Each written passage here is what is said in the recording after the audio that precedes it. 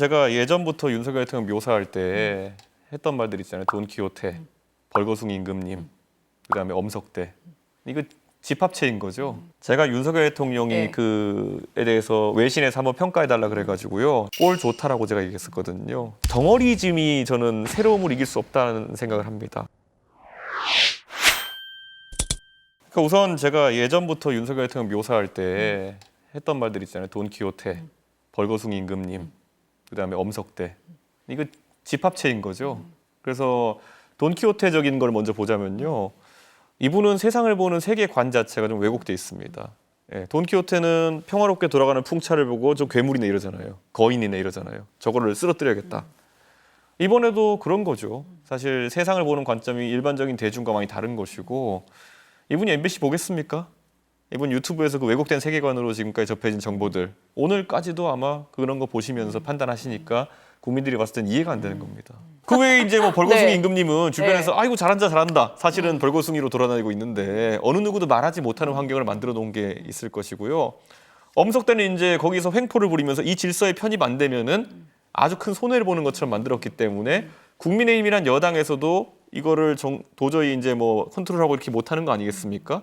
그러다가 이제 엄석대가 무너지고 나니까 나와서 제가 잘못했어요 이러고 있는데, 사실은 상당히 많은 인원이 그 엄석대 질서에 동참했던 사람들이거든요. 그래서 지금 이 상황에서 총체적 난국인 것이고, 지금 윤석열 대통령은 그래도 이제 탄핵된 이후에 서서히 미몽에서 깨어나고 있는 상황이 아닐까. 내가 이제 주변에 사람도 하나씩 떠나고 나만 남고, 이러면 우리 옛날에 제가 참 윤석열 대통령 그 히틀러에 비유하면 너무 미안한 얘기인데, 그 히틀러 묘사한 영화가 있어요. 마지막에 베를린이 함락되기 전에 자기 머릿속에는 여기 군대도 있고 저기 군대도 있었는데, 마지막엔 다 군대가 그냥 서류상의 군대였고 없는 게 알려지니까 막 화내고 주변에다가 막 뭐라 하고 이러거든요. 지금 아마 그 정도의 단계일 것이다 이렇게 봅니다. 그러니까 이게 네. 그 원래 법을 다루는 분들 입장에서 사실 누군가에 대해서 기소도 하고 이렇게 할 때 다 했던 경험들이 있을 텐데요. 자, 당장 그러면 윤석열 대통령이 야당 당수에 대해서, 제1야당의 당수에 대해서 가졌던 인식은 이와 비슷하냐? 따지고 보면은 뭐 초밥을 먹었니부터 해가지고 그런 것에 비해서 그럼 내란이 이 계엄이 훨씬 덜 중한 것이냐?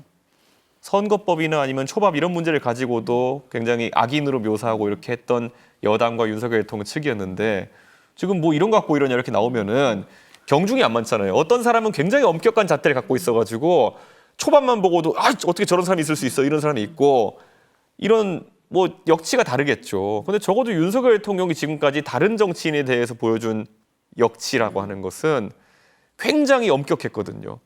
조국 대표에 대해서 바라볼 때 윤석열 대통령이 했던 말들, 그다음에 수사할 때 했던 잣대들, 이런 거에 비하면 지금 내란 상황을 놓고 윤석열 대통령이 또는 윤석열 대통령을 대리한다고 알려진 석동현 변호사가 보는 인식이 과연 그게 공평한가에 대해서 저는 동의하기 어렵습니다. 아니, 그러니까 그걸 정당하다라고 생각을 하고 있는 거 아니겠습니까? 아까 다른 세계에 있다라는 말씀을 하셨는데요. 그러니까 이게 이런 거죠. 예. 그러니까 나는 대단한 목적을 갖고 이걸 했다라고, 그러니까 애국행위라고 생각하고 있는 것 같은데, 그게 이제 아까 돈키호테적 발상이거든요. 멀쩡한 풍차 보고 괴물이라고 생각하는 거나, 아니면 선관이나 아니면 이런 곳을 들이치겠다고 생각하는 거나 망상이거든요, 그냥. 그 망상 하에서 아직까지 행동이 목적 때문에 정당화된다고 생각하는 것 같은데, 서서히 미몽에서 깨어날 거고요. 저도 석동현 변호사 사석에서 뵌 적 있고 하지만은, 석동현 변호사님도 기록을 찾아보면은 이게 부정선거에 대해 가지고 굉장히 또 열정이 많으신 분이었거든요. 그러니까 마지막까지도 어떻게 이런 상황이냐, 국민들의 안타까움이 클 것 같습니다. 아무래도 예. 뭐 일반적인 형사 소송이나 이런 것에서는 여러 가지가 겹쳐서 이렇게 수사 들어오고 그러면은 그런 걸 수사 당국이 편의를 좀 봐주고 할 수 있겠지만은, 지금은 헌법재판소의 어쨌든 판단을 통해 가지고 헌정질서 중단이 빨리 끝나야 되는 것도 당연히 대한민국에 중요한 것이고요. 우리 내란이라는 중차대한 혐의를 놓고 증거인멸이나 여러 가지 말맞추기가 이루어지기 전에 국민들이 납득할 정도의 수사가 이루어지는 것도 중요한 거거든요. 이 두 가지가 다 공이 중요한데 어느 것 하나를 우선한다는 게 말이 되겠습니까? 지금 이 시간 내도 보면은 사실 수사가 늦어진다면은 하나씩 말맞추기 하면서 진실에 근접하기 어려운 상황이 나올 겁니다. 저는 거기에 대해서는 좀 그 석동현 변호사가 하는 입장이 이해가지 않습니다. 제가 윤석열 대통령이 네. 그에 대해서 외신에서 한번 평가해달라 그래가지고요. 사실 그들이 어떻게 영어로 번역했을지 모르겠지만은 꼴 좋다라고 제가 얘기했었거든요. 제가 사실 괜히 그거를 얘기한 것도 아니고요. 그냥 이분이 살아온 그냥 삶이 그냥 평가하기가 좀 민망해서 그렇습니다. 사실 법조계에서 그렇게 많은 사람들과 교류하고 했는데 정작 본인이 뭐 누구 임명한 사람들도 있고 이럴 텐데 이럴 때 아무도 나서지 않는다는 것. 이분이 정말 사면초가의 상황에 놓인 게 아닌가 저는 그런 생각을 합니다. 혹시 그 탄핵 심판에 직접 나가서 변론을 할 수도 있다고 보세요? 저는 그게 지금 변호사 구하는데 하나의 장애물이 되고 있다 이런 생각하는 게 이게 변호사 입장에서도 본인이 뭐 훌륭한 변호사들은 내가 법률적인 방어 전략을 세워가지고 얘기를 하고 이렇게 하면은 이 전략을 좀 의뢰인이 받아들이고 해야 되는데 국민 모두 다 윤석열 대통령 성격이 어떤지 알지 않습니까? 이 청개구리 본성이 있기 때문에 가서 내가 뭘 하자 그러면은 아 그건 아니야 그러면 자기 마음대로 또 할 거거든요. 근데 불명예는 또 이제 대리하는 변호사가 다 나중에 쥐게 되는 상황. 너는 변호를 왜 이렇게 한 거야? 사실은 의뢰인이 말 안 들었겠죠. 그런데 그런 상황 때문에라도 이분 변호하는 거는 굉장히 두 번, 세 번 재고할 수밖에 없는 상황 아닌가 그런 생각합니다.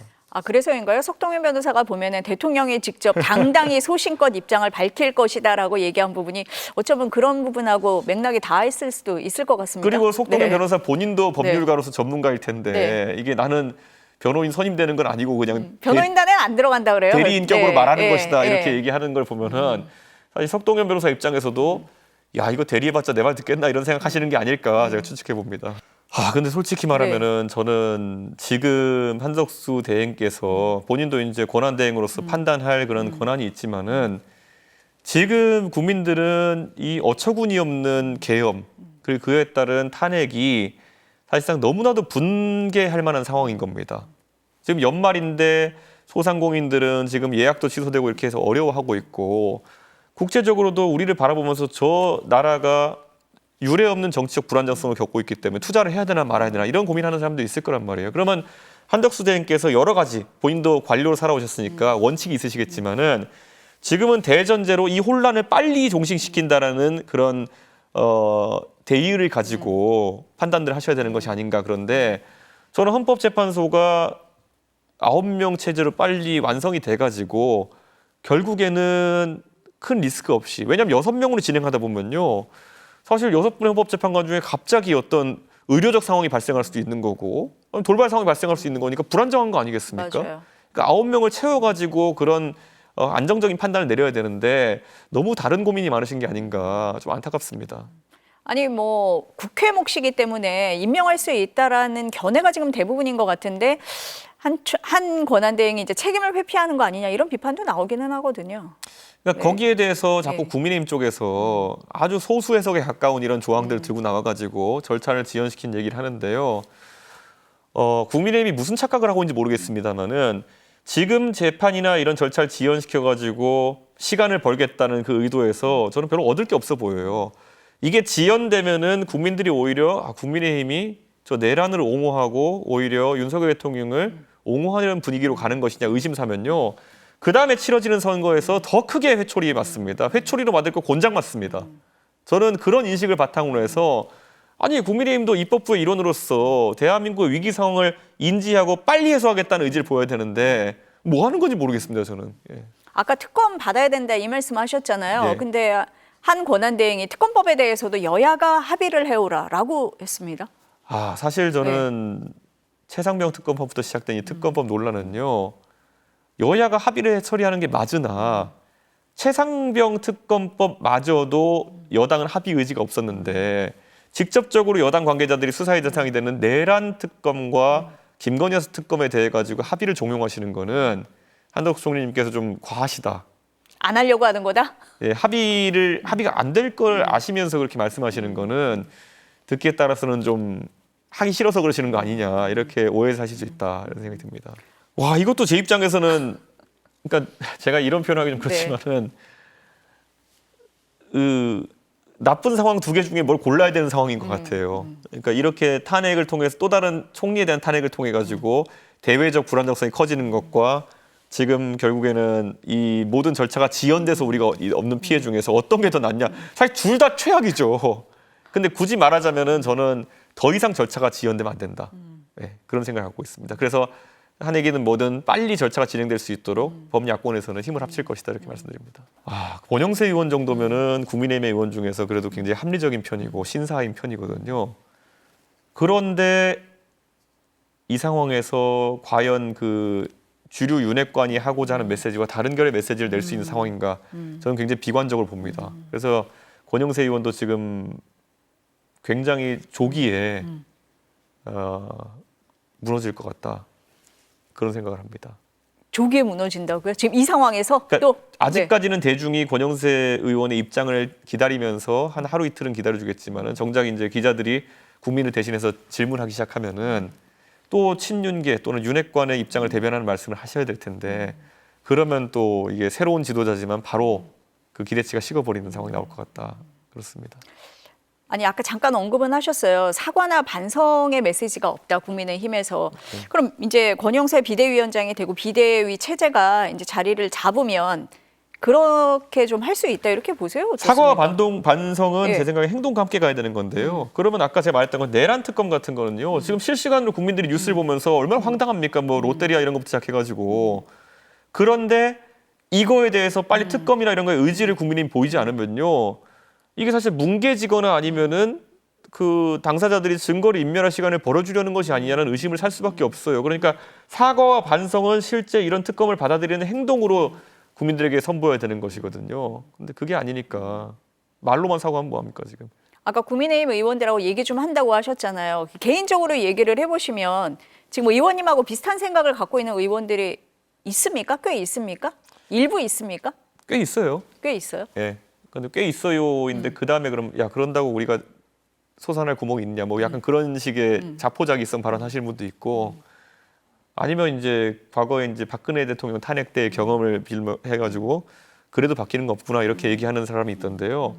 그거는 제가 그분한테 그렇게 말씀드려요. 그거는 의원님의 관점에서 얘기하는 거고요. 저희는 국회의원입니다. 국회의원은 적어도 우리 지역구에 대표하는 국민들도 있고 우리가 국민들의 관점에서 우리를 통해서 하고 싶은 걸 우리가 해주는 거지 우리가 어떻게 될까에 대한 고민을 여기 넣기 시작하면은 굉장히 복잡할 거다. 그러니까 저는 국민들이 뭘 바라고 있는지 한번 보시라. 그 얘기만 합니다. 저는. 그러니까 한동훈 대표 네. 입장에서는 나름의 고심이 있었겠지만은 너무 박력이 없었어요. 그러니까 한동훈 대표가 예전에 총선 때도 비대위원장 할 때도 윤석열 대통령한테 맞서는 척하다가 이제 눈밭에서 90도 인사하고 이러면서 이제 또 수구리고 이런 게 계속 노출되지 않았습니까? 지금도 한동훈 대표가 계엄 해제하는데 주도력을 발휘할 때는 굉장히 좋은 첫 스텝이었는데 그 다음부터 이제 본인이 이 사태에서 마찬가지로 사심이 들어간 거죠. 그러니까 지금 바로 탄핵 절차에 돌입하고 이러면은 절대적 시간이 부족하고 내가 그 다음 정치 행보가 불안한데 그러면은 이거를 국민들한테 가서 내가 한덕수 총리랑 무슨 한한 체제로 해가지고 이거를 소통령과 해보겠다 이런 사심이 들어가는 순간부터 국민들이 경중을 군 못하니 뭐 이렇게 돼버린 거거든요. 지금 나라가 내란의 위기에서 지금 국민들은 불안해하고 있는데 여기서 갑자기 총리랑 서가지고 우리가 국가를 경영하겠습니다. 그러면 후아유 이렇게 되는 거거든요. 그런데 그 상황을 가는 걸 보면서 사실 한동훈 대표가 저는 그 장면 보고 더 이상 이제 국민들의 기대를 받는 그런 여당 지도자로 있기는 어렵겠구나 생각했는데 실제로 그렇게 된 거죠. 한 전 대표는 어떻게 할 걸로 보세요 앞으로? 본인이 정치에 뛰어든 지 딱 1년 정도 됐거든요. 근데 공교롭게도 총선 대패, 그다음에 지금 탄핵당한 대통령 때의 여당 대표 이래서 실적이 아주 안 좋습니다. 그래서 여기서 사실 정치에서 빠지면은 다시는 자신에게 기회가 안 온다고 생각 같습니다. 그래서 어떻게든 이번 조기 대선이 펼쳐지면은 되든 안 되든 역할을 해보려고 할 것이다. 그런데 그거는 인지상정이긴 한데 아마 그 길에 어떤 분들이 같이 동참할지는 좀 봐야 될 것 같습니다. 지금 조기 대선 얘기를 하셨으니까요. 네. 출마하십니까? 하게 되면? 저는 제가 뭐 나이 제한이 있다 이런 것 때문에 요즘 가십성 뭐 이렇게 질문도 많이 들어오고 하는데요. 나이 이제 드신다고 나오던데요. 내년 3월 되면?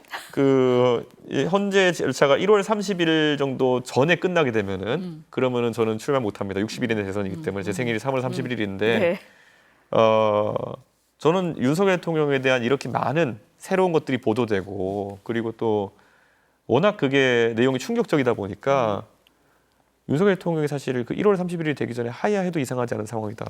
저는 그렇게 생각합니다. 사실 그 내란이 발생한 직후에 하야했어도 이상하지 않은 상황이거든요. 저는 저 개인은 그거 아무 상관이 없습니다. 윤석열 대통령이 뭐 늦게 가서 제가 뭐 대선 출마하고 싶어서 뭐 전혀 없고요. 저는 윤석열 대통령한테 언제나 좀 마음이 다잡아지시면 즉시 하야하십시오 이렇게 얘기하는 게 저는 이 혼란이 길어지면 길어질수록 대한민국은 위기에 빠집니다. 저는.